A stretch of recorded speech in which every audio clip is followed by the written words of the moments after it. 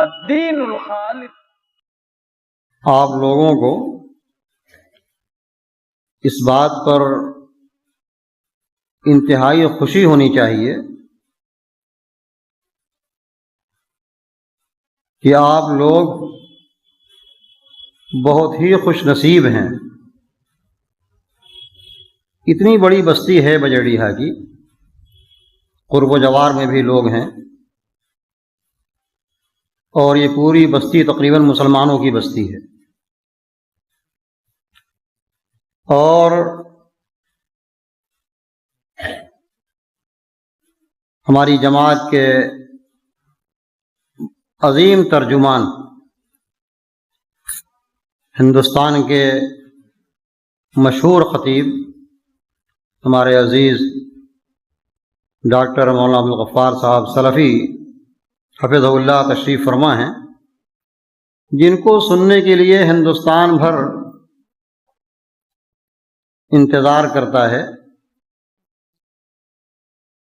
لیکن اللہ رب العالمین نے آپ لوگوں کو یہ سعادت بخشی کہ اتنی بڑی بستی میں آپ لوگوں کو اس دینی پروگرام میں شریک ہونے کی توفیق عطا فرما دی۔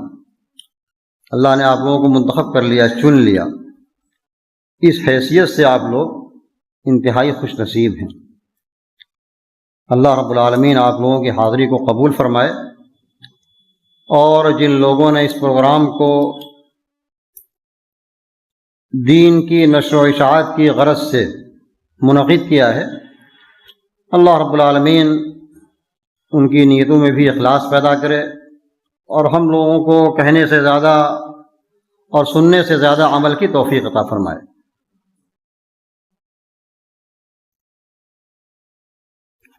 عزیزان گرامی، میں نے آپ حضرات کے سامنے سورہ حجرات کی 2 آیت کریمہ پڑھی ہے۔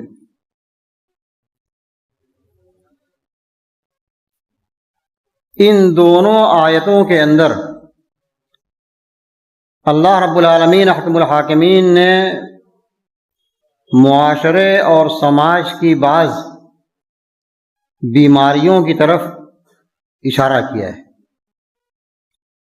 وہ بیماریاں جس کا تعلق انسان کی زبان سے ہے،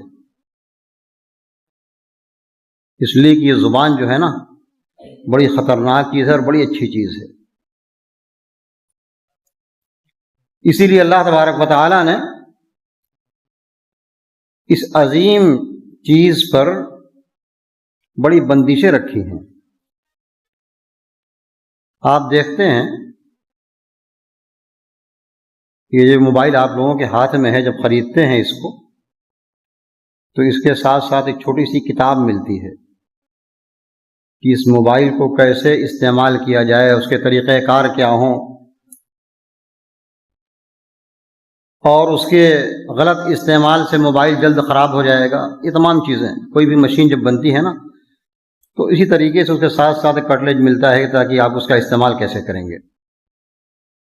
اللہ تبارک و تعالیٰ نے آپ کو اتنی عظیم نعمت دے رکھی ہے، زبان کی نعمت، بلکہ منطق کی اصطلاح میں، یہاں طلبہ موجود ہیں، منطق کی اصطلاح میں انسان کو دوسرے حیوان سے ممتاز کرنے کے لیے جو تعریف کی جاتی ہے تو اسی سے تعریف کی جاتی ہے، حیوان ناطق۔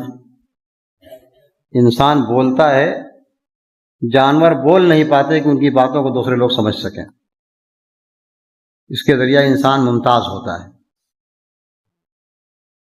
تو اسی لیے اللہ تبارک و تعالیٰ نے اس پر بندش بھی زیادہ کر رکھی ہے۔ اللہ نے ہم کو یہ جو آلہ دیا ہے بولنے کا، جو مشین دے رکھی ہے زبان کی شکل میں،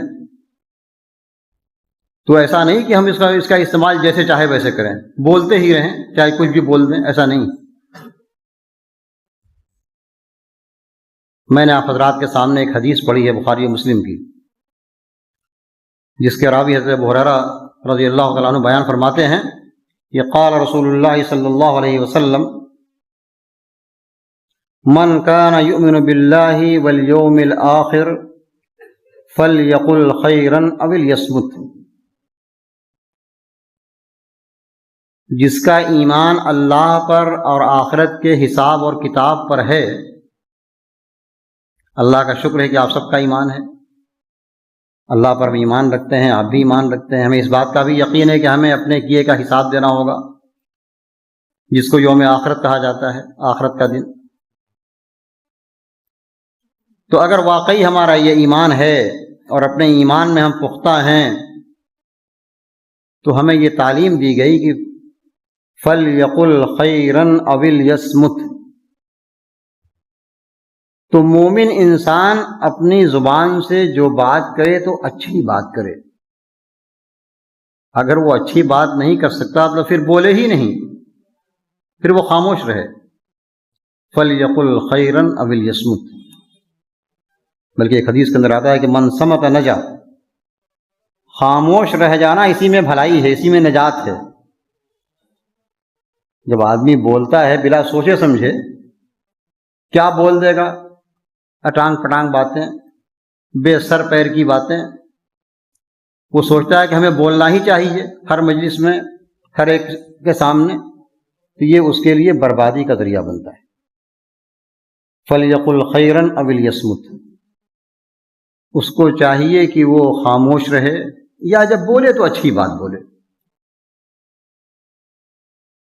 اچھی باتیں کیا ہیں اور بری باتیں کیا ہیں، اس کی نشاندہی بھی اللہ کے پیارے نبی جناب محمد رسول اللہ صلی اللہ علیہ وسلم نے کیا ہے، اور جس نے ہمیں یہ زبان دے رکھی ہے اللہ رب العالمین نے، اس نے بھی نشاندہی کی کہ دیکھیے فلاں فلاں فلاں فلاں چیزیں ایسی ہیں کہ اگر اس زبان کا استعمال ان کاموں کے لیے کیا جائے، اس طرح سے کیا جائے، تو معاشرے اور سماج کے اندر بد امنی پیدا ہو جائے گی، فساد پیدا ہوگا۔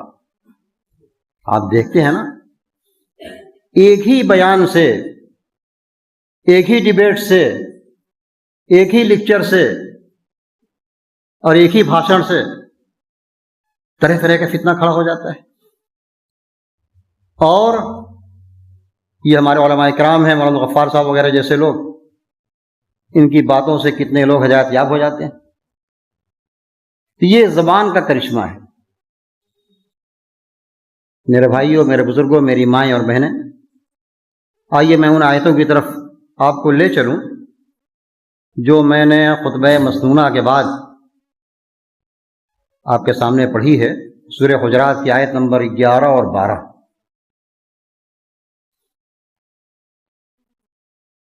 میں بہت لمبی تقریر نہیں کروں گا، مجھے سننا ہے مولانا غفار صاحب کو۔ بس اتنی آپ سے گزارش ضرور ہے کہ اس طرح کے اجلاس کو آپ لوگ فیشن مت بنائیے۔ یہ اجلاس کا موسم چل رہا ہے، بڑی بڑی کانفرنسیں ہوتی ہیں، جلسے ہوتے ہیں، اجلاس ہوتے ہیں۔ علماء کرام جو باتیں آپ کو بتاتے ہیں کتاب اور سنت کی روشنی میں،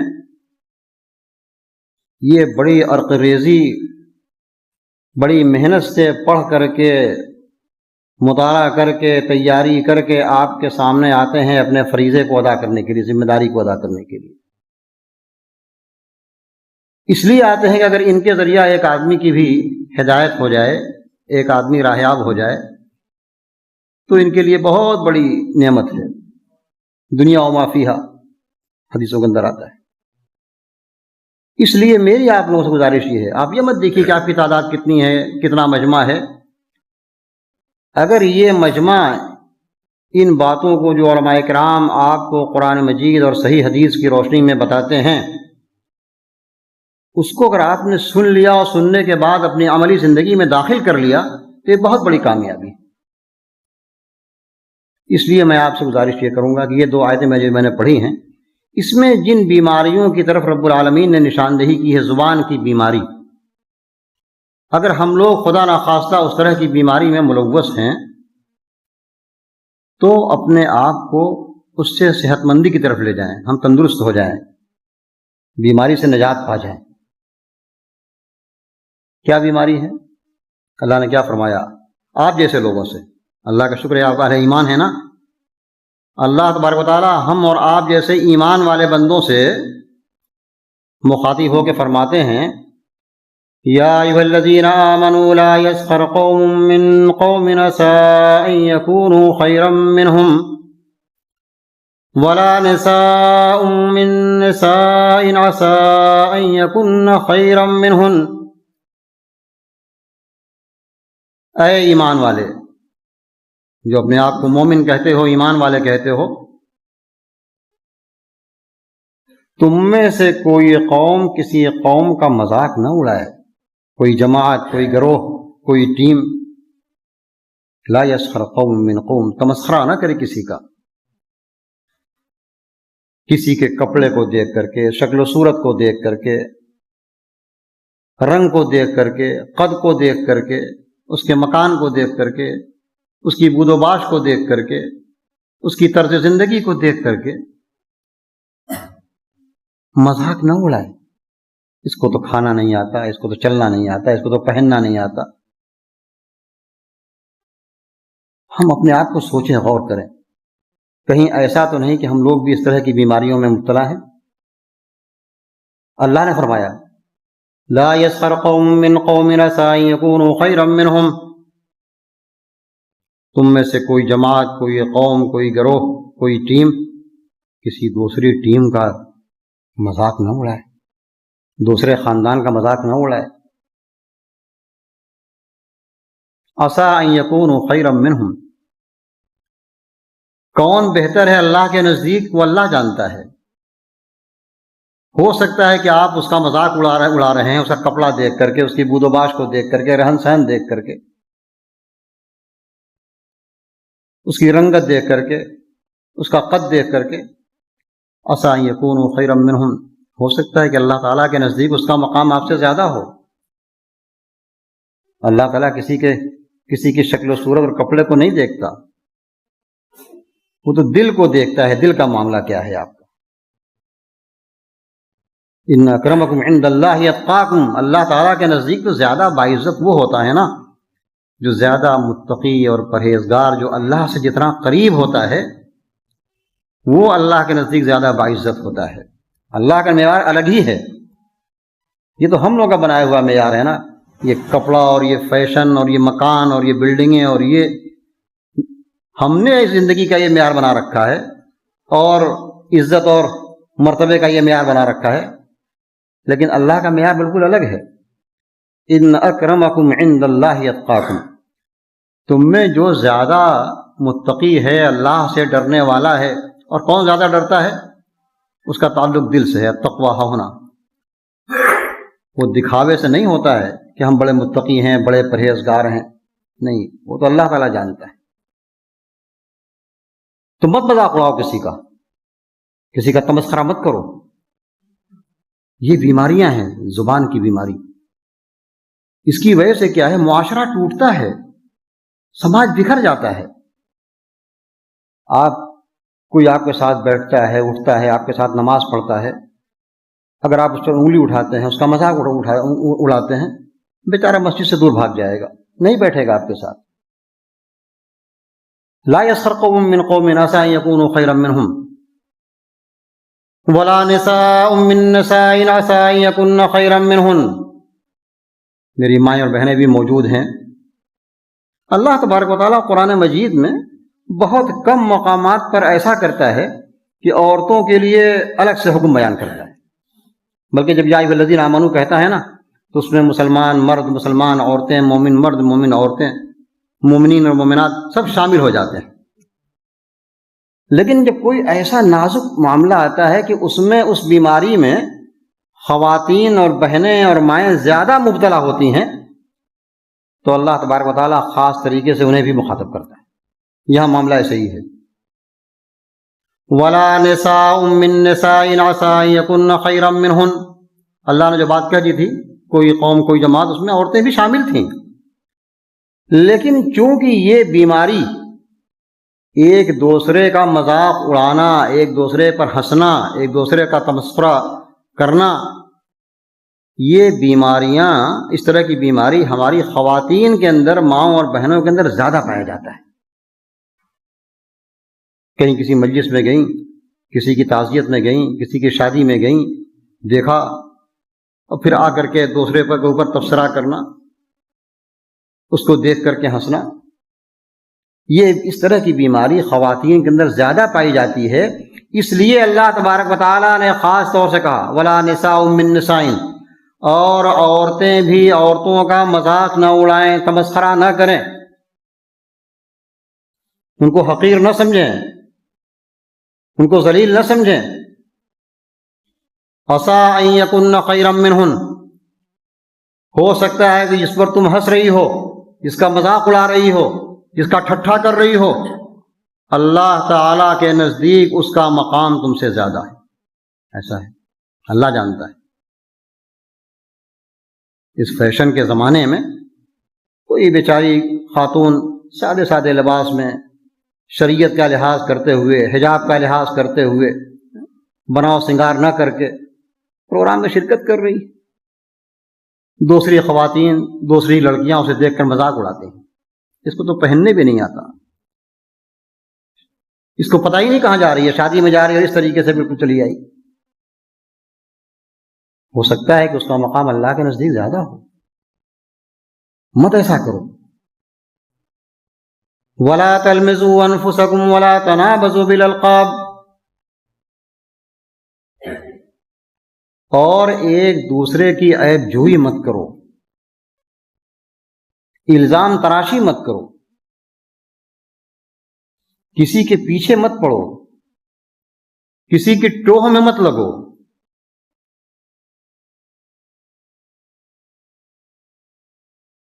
بہت سنگین معاملہ یہ ہے، آج تو ہر آدمی کے پیچھے لگا رہتا ہے، کون کہاں جا رہا ہے، کیا کر رہا ہے، کہاں سے کما رہا ہے، اس کی آمدنی کے ذرائع کیا ہیں۔ اللہ کے بندو، اللہ آپ سے نہیں پوچھے گا، عمر سے نہیں پوچھے گا کہ بکر کہاں سے کما رہا تھا، اس سے پوچھے جائے گا تمہاری کمائی کہاں سے تھی۔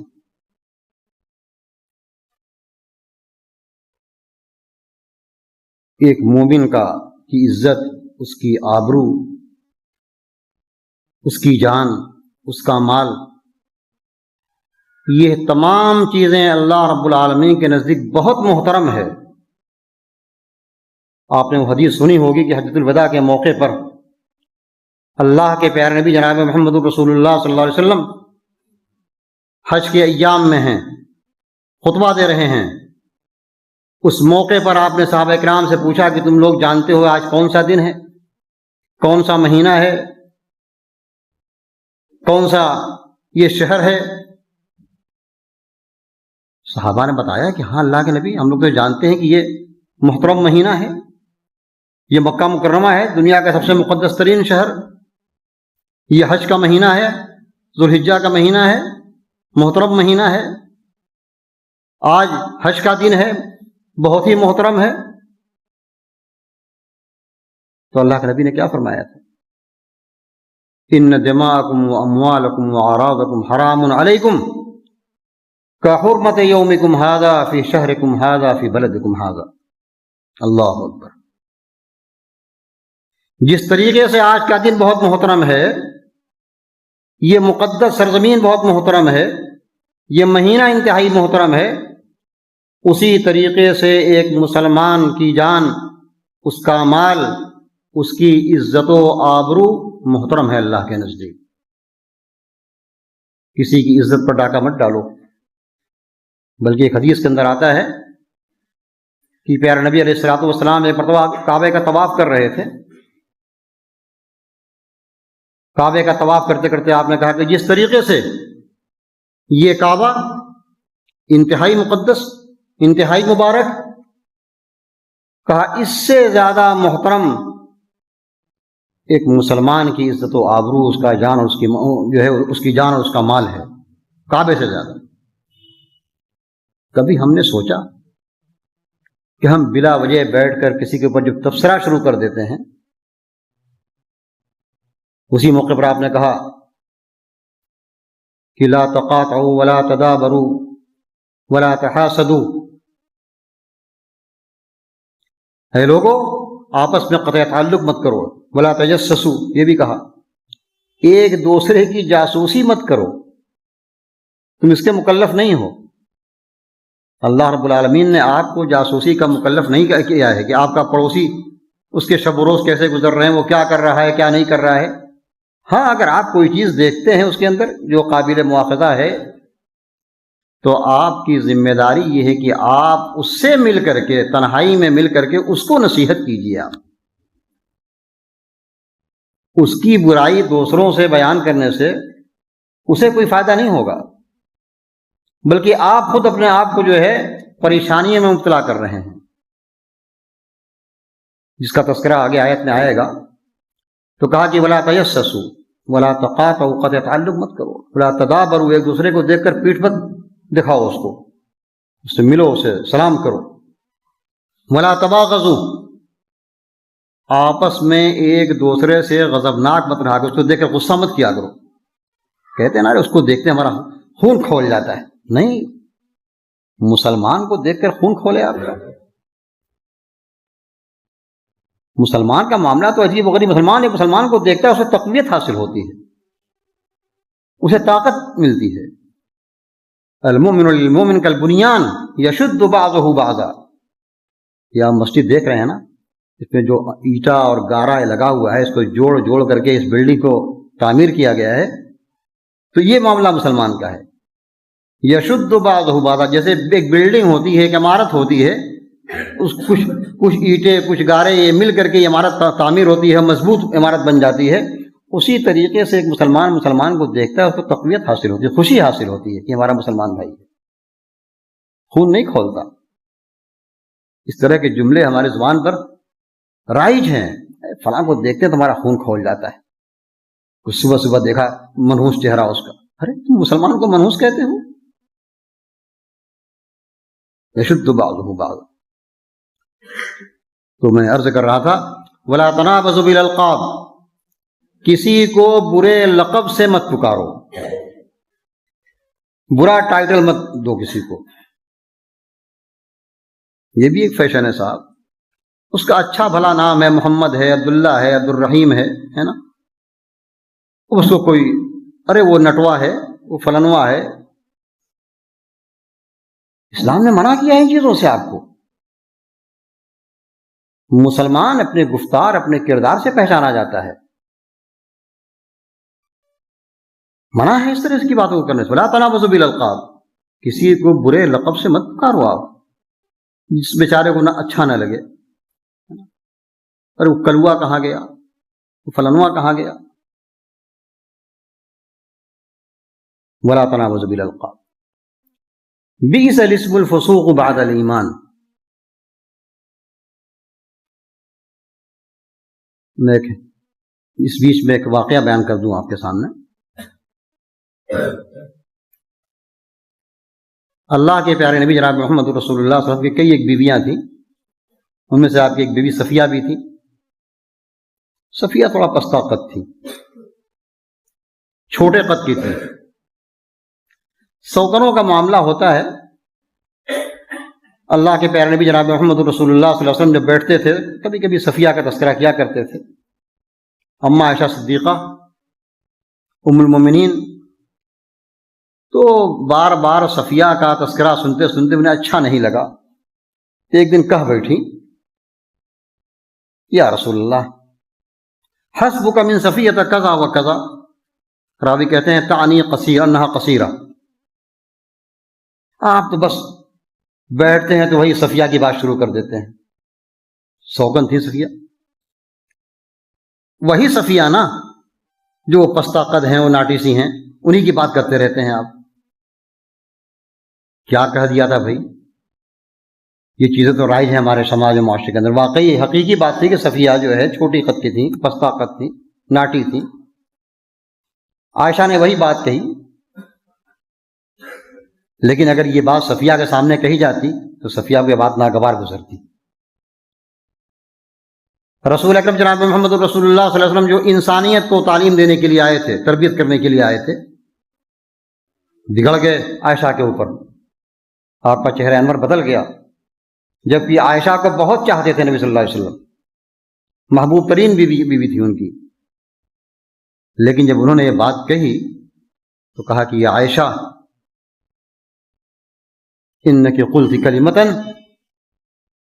لو مزجت بماء البحر لمزجتہ. عائشہ تم نے ایسی بات کہہ دی. ہماری مائیں اور بہنیں غور کریں کہ اپنی زبان سے ہم کتنے نازیبا الفاظ نکالتے رہتے ہیں ایک دوسرے کے بارے میں. کہا عائشہ تم نے ایسی کڑوی بات کہہ دی ہے کہ اگر اس بات کو سمندر جس کا پانی اتھاہ ہے اس کا کوئی اندازہ نہیں کر سکتا، سمندر کے پانی میں اگر تمہارے اس بات کو ملا دیا جائے تو پورے سمندر کا پانی کا مزہ بدل جائے گا، پورا پانی کڑوا ہو جائے گا. اللہ ولا تنابزوا بالالقاب. تو کسی کو برے ٹائٹل سے مت پکارو. بئس الاسم الفسوق بعد الایمان. ایمان لانے کے بعد اللہ کا شکر ہے کہ ہم سب مومن ہیں، ایمان لے آئے ہیں، اسلام کا کلمہ پڑھتے ہیں، لیکن اس کے بعد فاسقانہ قسم کا نام، اس طرح کے بیہودہ نام لے کر کسی کو پکارنا یہ بہت برا ہے. اللہ فرماتا ہے بئس الاسم الفسوق بعد الایمان ومن لم یتب فاولئک هم الظالمون. اور سنو، جو لوگ اس سے توبہ نہیں کریں گے، نوجوانوں، عزیزوں، بزرگوں، مائیں اور بہنیں، ہم لوگ غور کریں، یہ ایسا گناہ ہے کہ اس سے توبہ کرنا پڑے گا آپ کو. ایسے ہی کام نہیں چل جائے گا. کسی کے بارے میں آپ نے زبان درازی کر دی، کسی کے بارے لان تان کر دیا، کسی کی آپ نے جاسوسی کی، کسی کے عزت و آبرو پر ڈاکہ ڈالا آپ نے، تو یہ سب اتنے بڑے بڑے گناہ ہیں زبان کے کہ اس سے توبہ کرنا پڑے گا. وَمَن لَّمْ يَتُبْ فَأُولَٰئِكَ هُمُ الظَّالِمُونَ. اور اب جانتے ہیں نا توبہ کے شرائط. جو کیا ہے اس پر نادم ہوئیے آپ، آئندہ اس طرح کے گناہ نہ کرنے کا عزم مصمم کیجیے، اور اگر اس کا تعلق جس کی آپ نے اس طریقے سے اس کو تکلیف پہنچایا ہے تو آپ اس سے بھی معافی کے خواستگار ہوئیے. میرے بھائی، میں نے انجانے میں آپ کے بارے میں ایسی ایسی باتیں کہہ دی، آپ کے اوپر الزام تراشی کر دی، میں غصے میں تھا، آپ سے باہر ہو گیا تھا، تو آپ کو اس کی طرف رجوع کرنا پڑے گا. آپ نے معاشرے اور سماج میں اس کو ذلیل کرنے کی کوشش کی تھی، تو آپ کوشش کیجئے کہ اس کو آپ عزت بھی دیجئے. آپ بتائیے لوگوں کو کہ مجھ سے غلطی ہو گئی تھی، میں غلط فہمی کا شکار تھا. وَمَن لَّمْ يَتُبْ فَأُولَٰئِكَ هُمُ الظَّالِمُونَ. اگر یہ لوگ توبہ نہیں کرتے ہیں اپنی ان بری حرکتوں سے تو یہی لوگ ظالم ہیں. تم ظالم کسی اور کو کہتے ہو ظالم، کہ تو ہمارا بادشاہ ظالم ہے، ہمارا فلاں ظالم ہے، ہمارا فلاں ظالم ہے. پہلے اپنے تو ظلم کا محاسبہ کرو کہ ہم کتنے بڑے ظالم ہیں. اور اس کے بعد ایک آیت میں اور پڑھ دوں، اس کا بھی ترجمہ آپ کے سامنے کر دوں. یا ایھا الذین آمنوا اجتنبوا کثیرا من الظن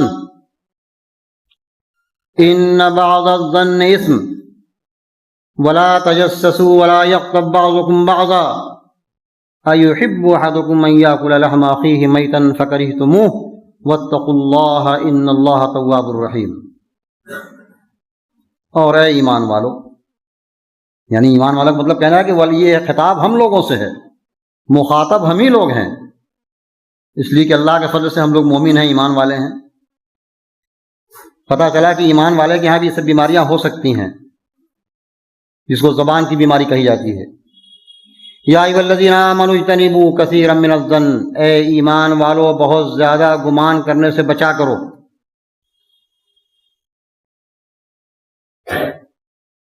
بدگمانی کے شکار مت ہوا کرو، بلکہ ہمیں تعلیم دی گئی کہ ظن المؤمنین حسنا، مسلمانوں کے ساتھ ہمیشہ اچھا گمان رکھا کرو. امام شافعی رحمۃ اللہ علیہ کا اور حضرت عمر الخطاب رضی اللہ عنہ کا یہ قول مجھے یاد آتا ہے. حضرت عمر نے ایک مرتبہ کہا کہ اگر کوئی بات سنو تم کسی مسلمان بھائی سے اپنے، اور اس بات کے کئی معانی ہو سکتے ہوں، کوئی ایک پہلو اس بات کا ایسا ہو کہ وہ خیر پر دلالت کرتا ہو، بھلائی پر دلالت کرتا ہو، کوئی اس بات کے اندر کوئی خیر کا پہلو نکلتا ہے، تو تمہیں اسی پہلو پر اس بات کو محمول کرنا چاہیے. کیوں کہ ظن المؤمنین حسنا، مسلمان کے ساتھ حسن ظن رکھنا چاہیے، اچھا گمان رکھنا چاہیے. آج کل تو ہم لوگ بدگمانی کے شکار ہو جاتے ہیں ایک دوسرے کے بارے میں. ہمیں حقیقت کا پتہ نہیں ہوتا، لیکن ہمارا گمان ہوتا ہے کہ وہ اس نے ایسے ہی کہا ہوگا، وہ بات کر رہا ہے فلاں سے، ہمارے خلاف اس کی بات ہوگی، اس لیے کہ ہماری اس کی ناچاقی ہے. نہیں میرے بھائی، مسلمان سے اچھا گمان رکھو، مت سوچو اس کے بارے میں، اپنے آپ کو کیوں پریشان کرتے ہو.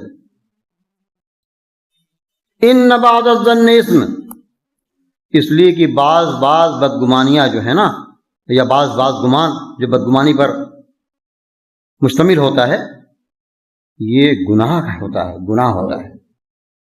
صرف گمان کر لینا کہ اس کو فلاں ایسا کرتا ہوگا، فلاں ہمارے بارے میں اس طریقے کی حرکت اس کی ہوگی، تو یہ چیزیں گناہ ہیں. کیوں بلا وجہ آپ گناہ کرتے ہیں؟ کیوں گمان کرتے ہیں کہ آپ گناہ میں مبتلا ہوں؟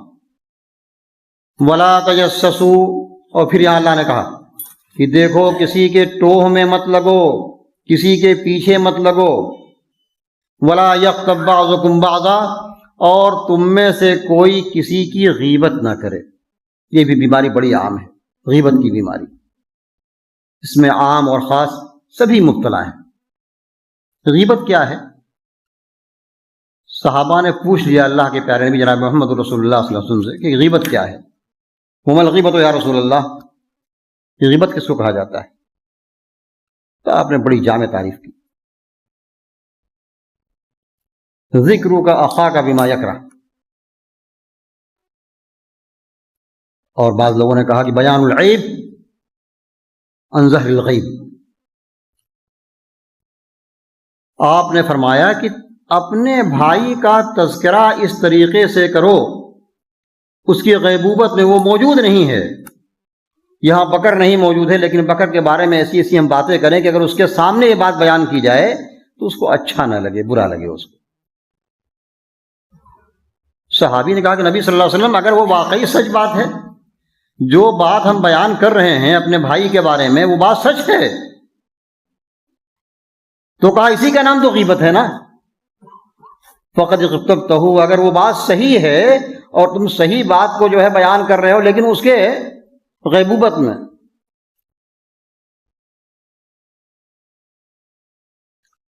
وہ موجود نہیں ہے، اور اگر وہ بات اس میں پائی ہی نہ جائے، آپ بے سر پیر کی بات اس کے بارے میں کر رہے ہیں، تو یہ تو بہتان ہے نا. یہ بہتان ہے، الزام تراشی ہے. اس کا معاملہ تو اور بھی خطرناک ہے. غیبت یہ ہے کہ اس کے اندر وہ برائی پائی جاتی ہے، لیکن آپ صرف اس کی برائی کو بیان کرنے کے لیے، اس کو برا بنانے کے لیے، اس کو ذلیل کرنے کے لیے، اس کی عدم موجودگی میں آپ اپنی مجلس میں بیان کر رہے ہیں. اسی کا نام غیبت ہے. اللہ اکبر، بڑی خطرناک چیز ہے میرے بھائی یہ. آئیے میں ایک واقعہ مختصر سا بیان کروں.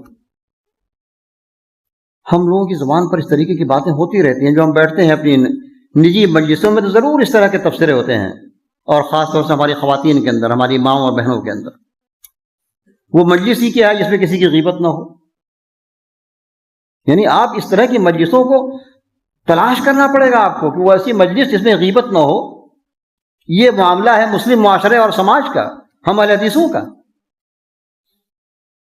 وہ مشہور واقعہ آپ نے سنا ہوگا حضرت معاذ اسلمی کا، جن سے گناہ ہو گیا تھا، بڑا گناہ. آئے اللہ کے نبی صلی اللہ علیہ وسلم کے دربار میں، غلطی کا احساس ہوا. بھائی انسان سے غلطی ہو جاتی ہے، لیکن غلطی کا احساس ہو جانا یہ بڑی بات ہے. کل بنی آدم خطا، ہر انسانی خطا کار ہے، لیکن خطا کاروں میں، گناہ گاروں میں خوش نصیب ہے وہ گناہ گار جس کو توبہ کی توفیق ہو جائے. وخیر الخطائین التوابون. آئے حضرت معاذ اسلمی نبی صلی اللہ علیہ وسلم کے پاس، اللہ کے نبی صلی اللہ علیہ وسلم مجھ سے گناہ ہو گیا ہے، مجھ سے بدکاری ہو گئی ہے، زناکاری ہو گئی ہے. اللہ کے نبی صلی اللہ علیہ وسلم نے اپنے چہرہ انور کو پھیر لیا. ادھر آتے ہیں، پھر کہتے ہیں. ایک بار کہا، دو بار کہا، تین بار کہا، چار بار کہا. نبی صلی اللہ علیہ وسلم اس کو اگنور کر رہے ہیں. جب پانچویں بار انہوں نے بات کہی، اللہ کے نبی میں کچھ کہہ رہا ہوں آپ سے، آپ کچھ سن نہیں رہے ہیں میری بات کو. یہ احساس ندامت،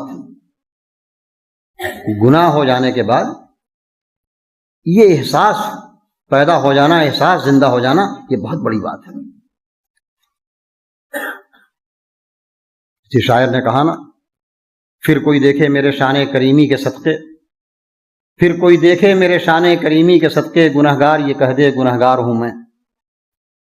تو بہرحال جب 5ویں بار انہوں نے کہا تو نبی صلی اللہ علیہ وسلم نے پوچھا کہ ارے تم کیا کہہ رہے ہو، سمجھتے بھی ہو کیا کہہ رہے ہو؟ آپ نے تحقیق کر لی، اور جب ساری تحقیق کر لی، معلوم ہوا کہ شادی شدہ ہیں اور یہ ہے وہ ہے، سب کچھ تحقیق کرنے کے بعد تو آپ نے پھر اسلام کا حکم جو ہے سنسار کرنے کا، رجم کرنے کا، وہ آپ نے نافذ کر دیا ان کے اوپر، لے جاؤ بھائی ان کو سنسار کر دو۔ یہ باتیں ہو گئیں۔ اس کے بعد جب وہاں سے چلنے لگے صحابہ کرام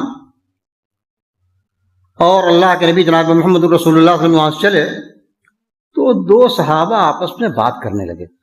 غور سے سنیے گا آپ لوگ، ہم لوگ ہوتے تو نہ جانے کتنا تبصرہ کرتے۔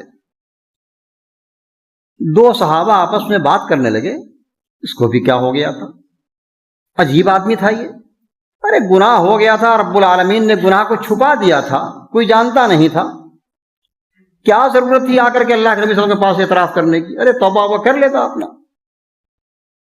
اور جب بتایا، تحقیق ہوئی، اس پر یہ حد نافذ کیا گیا، تو کیا کہا اس نے؟ فَرُجِمَ رَجْمَ الْقَلْبِ، جیسے پتھر کو ایٹا پتھر، کتے کو ایٹا پتھر مارا جاتا ہے، اس طریقے سے اس کو ایٹا پتھر مار مار کر کے ہلاک کر دیا گیا۔ اس کو کوئی غلط بات نہیں کہی تھی صحابہ نے، واقعی اس کا گناہ چھپا ہوا تھا، وہ آیا، اعتراف کیا، بتایا، اور پھر جیسے مارا جاتا ہے پتھر مار کر کے، اسی کو تو رجم کہتے ہیں نا، پتھر مارنے ہی کو رجم کہا جاتا ہے، ہلاک کر دیا گیا انہیں۔ پیارے نبی علیہ الصلوۃ والسلام کے کان میں یہ آواز پڑی کہ یہ صحابہ یہ دونوں اس طرح کی بات کر رہے ہیں۔ آگے چلے، غور سے سنو میرے بھائیو، میرے بزرگوں، ہماری زبان پر کتنے طرح کے تبصرے ہوا کرتے ہیں، کتنی غیبتیں ہم کیا کرتے ہیں۔ آگے بڑھے، جب دیکھا راستے میں ایک کوڑے دان سے گزر رہے تھے، دیکھا ایک گدھا مرا پڑا ہوا تھا، بدبودار قسم کا۔ آپ رک گئے وہیں پر، کہا این فلان و فلان، ارے وہ فلاں فلاں کہاں گئے جو ابھی بات کر رہے تھے؟ ہاں ہاں میں یہاں ہوں نبی صلی اللہ علیہ وسلم، بتائیے کیا حکم ہے آپ کا؟ کہا انزلا فکلا من جیفت ھذا الحمار، اترو اپنی سواری سے تم لوگ، اور یہ جو گدھا پڑا ہوا ہے بدبودار قسم کا، اس کو کھاؤ تم لوگ، اتر جاؤ۔ صحابہ کرام نے کہا لا سلام، غفر اللہ لک یا رسول اللہ، ایوکل ھذا، اللہ کے نبی صلی اللہ علیہ وسلم، اللہ کی مغفرت فرمائے، کیا کہہ رہے ہیں آپ؟ یہ کوئی کھانے کی چیز ہے کیا؟ ایک تو گدھا، وہ بھی مرا ہوا بدبودار سڑا ہوا گدھا، اس کو کھایا جاتا ہے کیا؟ آپ اس کو کھانے کے لیے کہہ رہے ہیں؟ تو آپ نے کیا کہا؟ ابھی تم لوگ جو باتیں کر رہے تھے اپنے بھائی کے بارے میں، معیذ اسلمی کے بارے میں، وہ چیز اس سے زیادہ خطرناک تھی، تم نے جو کھایا ہے، اس کے مردار جسم کو تم نے کھایا ہے، یہ اس سے زیادہ بدبودار اور خطرناک اور سخت وہ چیز تھی، اور اس کا معاملہ تو بہت عجیب و غریب ہے، اللہ رب العالمین نے اس کو پاک و صاف کر دیا، وہ تو اس وقت جو ہے جنت کے نہروں میں غوطہ لگا رہا ہے، ینغمس فی انہار الجنہ، اللہ اکبر۔ یہ معمولی سی بات میرے بھائی، اسی لیے اللہ نے کہا نا وَلَا يَغْتَبْ بَعْضُكُمْ بَعْضًا، تم میں سے کوئی کسی کی غیبت مت نہ کرے۔ أَيُحِبُّ أَحَدُكُمْ أَن يَأْكُلَ لَحْمَ أَخِيهِ مَيْتًا فَكَرِهْتُمُوهُ، کیا تم میں سے کوئی پسند کرے گا کہ اپنے مردار بھائی کا وہ گوشت کھائے؟ فَكَرِهْتُمُوهُ، تم ناپسند کرو گے، تو یہ اس سے زیادہ ناپسند ہے، جب تم غیبت کرتے ہو نا تو گویا تم مردار بھائی کا گوشت کھا رہے ہو۔ ایک مرتبہ کسی نے آ کر کے حضرت امام حسن کے پاس بتایا کہ فلاں فلاں آپ کی غیبت کر رہے تھے۔ سنیے اس واقعے کو غور سے، پتا چلا انہیں کہ فلاں ہماری غیبت کر رہا تھا، ہم تو غصہ ہو جاتے ہیں نا۔ امام حسن نے کیا کیا، ایک اچھے تشت میں رطب کا لفظ آتا ہے، تازہ کھجور سجا کر کے ایک اچھے تشت میں اس کے یہاں تحفہ بھجوا دیا، اور اس کو کہلوا دیا کہ تم نے ہمیں جو ہدیہ دیا ہے میں اس ہدیے کا مقابلہ نہیں کر سکتا، وہ میں نہیں پیش کر سکتا، اس لیے تمہارے پاس یہ ہدیہ بھیج دیا، اسے قبول کر لینا۔ کیوں؟ کہا کہ چونکہ اس نے ہماری غیبت کی ہے تو کل جب یوم جزا ہوگا، حساب و کتاب کا دن ہوگا، تو اس کے اچھے اعمال ہمارے لیے ہدیہ ہو جائے گا، ہمارے جو ہے ترازو میں آ جائے گا، ہمارے خانے میں آ جائے گا، اس کی جانب سے یہ ہدیہ ہے۔ یعنی ہم کوئی کسی کی غیبت ہم کر رہے ہیں تو اس کے ساتھ ہم احسان ہی کر رہے ہیں ایک طرح سے، اس لیے کہ ہمارے اعمال جب اس دن ہوگا نا، وہ آپ نے وہ لمبی حدیث سنی ہوگی کہ سب سے بڑا قلاش وہ ہوتا ہے جو کسی کی غیبت کرے، کسی کی عزت و آبرو پر ڈاکہ ڈالے، تو وہ اس کے اچھے اعمال کو اس کو دے دیا جائے گا۔ تو ان کو اس حدیث پر یقین تھا امام حسن کو کہ وہ تو اب ہماری غیبت کی ہے تو اس کے اچھے اعمال ہم کو مل جائیں گے قیامت کے دن، تو اس کا بدلہ اس کو کیا دیں گے؟ اس اچھائی کا بدلہ یہ کہ بھائی رطب تازہ کھجور کم سے کم سجا وجا کر کے اس کے ہدیہ بھیج دیا انہوں نے۔ تو میرے بھائیوں، یہ ہم اپنا نقصان کرتے ہیں۔ فَكَرِهْتُمُوهُ وَاتَّقُوا اللَّهَ إِنَّ اللَّهَ تَوَّابٌ رَحِيمٌ۔ لوگوں اللہ سے ڈرو، اللہ کا خوف کھاؤ، سماج اور معاشرے کا خوف مت کھایا کرو، اللہ سے ڈرا کرو، چاہے تنہائی میں ہو، چاہے مجلس میں ہو، چاہے رات کی تاریکی میں ہو، چاہے دن کے اجالے میں ہو۔ وَاتَّقُوا اللَّهَ، اللہ سے ڈرو، إِنَّ اللَّهَ تَوَّابٌ رَحِيمٌ، بے شک اللہ تبارک و تعالیٰ توبہ قبول کرنے والے ہیں اور بہت ہی رحیم اور کریم ہیں۔ اس لیے میرے بھائیوں، یہ گناہ اگر اس میں ہم ملوث ہیں تو اس کے لیے توبہ کی ضرورت ہے۔ اللہ تبارک و تعالیٰ ہم تمام لوگوں کو زبان کی اس طرح کی بیماریوں سے محفوظ رکھے، آمین۔ اقول قولی ھذا واستغفر اللہ لی ولکم ولسائر المسلمین من کل ذنب فاستغفروہ انہ هو الغفور الرحیم۔